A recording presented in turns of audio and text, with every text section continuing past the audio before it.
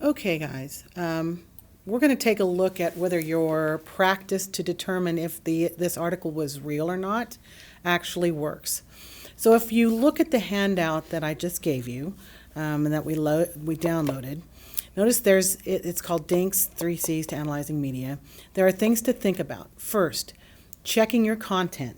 And as in the videos you watched, that's basically who's behind the content or what's actually happening. So you need to look at the headline of your article.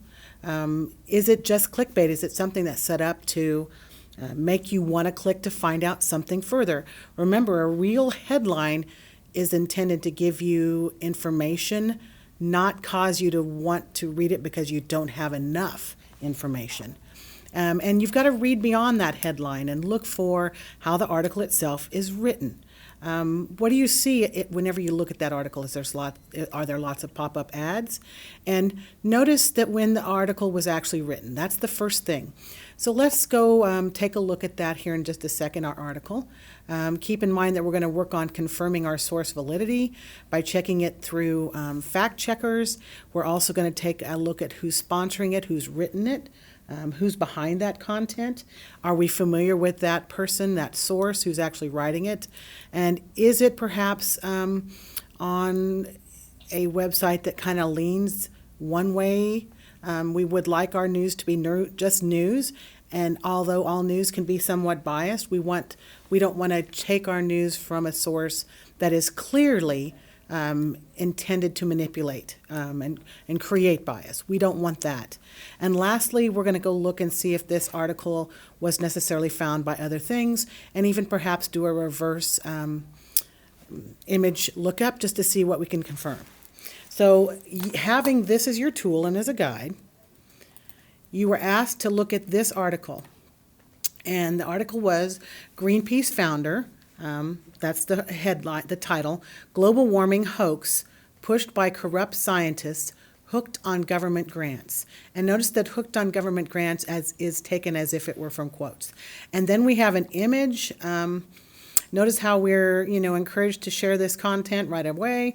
And there's this image, and then there's the article with some referencing, and we can see the other referencing, and then we've got content that refers to that. And we've got an author, okay? And this is from a blog site called Breitbart. So when we're looking at that, first thing we're going to go take a look at is we're going to see who's behind that storyline. And is it actually valid? So since this article is attributed to a Greenpeace founder, meaning someone who started Greenpeace, let's just go to the Greenpeace website and see if they actually have a connection to this person whose candidate is Patrick Moore, who has written or made this allegation. So when we go to Greenpeace, they do have there's a picture when I looked it up about Patrick Moore, who he was, and it basically says he's a Canadian activist, industry consultant, and former president of Greenpeace. But when you actually look at the Greenpeace website, they have a statement that they have made about Greenpeace, which basically says that Patrick Moore frequently portrays himself as a founder and co-founder when he is actually not.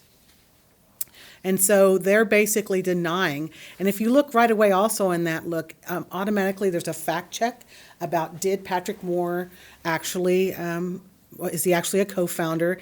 Is he actually a person who would have a valid beef or a valid insider information to actually say that, which this clearly is a denial of that. So there's your first red flag. The person that is being interviewed is in dispute. In fact, whenever you go to Greenpeace, here's their statement that he often misrepresents himself in the media as an environmental expert or even an environmentalist while offering anti-environmental opinions on a wide range of issues, taking a distinctly anti-environmental stance. So right there you have something that refutes your point. And while all of this right now so far is not total proof that our article is invalid, it's a huge red flag. So let's just dig a little further And I did a back research, a reversal image search on the image that is used from the article, right, this one right here. Notice that they're claiming they give a reference to the article or the image where it came from, right? And you can actually click on that too and open that and see if it's actually tied to that, right? It's giving a reference, but I'm just going to do a reverse image search. And when I did that, I found this image, and notice it automatically is tied to ice sheets. It lists when it was taken, along with other similar images, and then it actually gives data for melting ice sheets. Here's the irony. This image, which is clearly tied to climate change and the Antarctic ice melting, is the image that is used for this article about how all of that is a hoax. So again, another red flag. Let's keep moving. Let's take a look at the article, who is this written by. And it's written by this gentleman by the name of Robert Kraychik, right here. And I just went and did a little background search on Mr. Kraychik. And here he is on Twitter, and it lists of his contacts, articles, and what he's by. Says he's clearly an author here. And when I do a little search, it talks about him being an author. Notice he's called an author and not a journalist. That's a key term. Someone who writes is not necessarily someone who's a journalist. That's two distinct professions. So you have to kind of be careful and look at the titles of someone. When I do a little further dig, I can also see things that he's written for. He writes for Breitbart, The Daily Wire, Citizens Journal journalist, so on and so forth. And notice he's called an author at Breitbart here.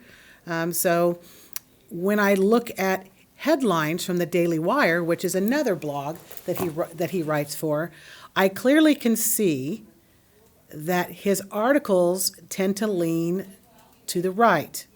For example, here is an article, Leftist Students Shut Down Republican Student Meeting in Library. And when you have a title where you're clearly kind of name calling, that's another red flag about someone. Remember, our news should contain information. It should not make us feel angry or agitated. The story itself might be upsetting, but the language that's used on a title to get us to read it should not. And that's a really clear red flag. So all in all, if you were to write a review of this article, you should note those type of issues, such as the content and what's covered, as well as the headlines and how it makes us feel. You should pay attention to who wrote it, where it comes from. And although I didn't cover this point yet, I want you to notice that this article is from Breitbart, which clearly is one of those websites like other websites that are meant to be lean right or left and are more influencers rather than news. Keep in mind when you read something that's meant to influence you rather than inform, and there is a difference. And lastly, if you compare your findings, which I did not add this to that tool, but if I go look for this story elsewhere, is this story anywhere else? And I didn't add that part to your last review, but that's a clear thing too. Have you read this somewhere else? Is it on other really good sites? And more than likely, it's probably not. So when you're looking at your sites and you're trying to decide whether it's true or not, those kind of steps are important. Happy searching.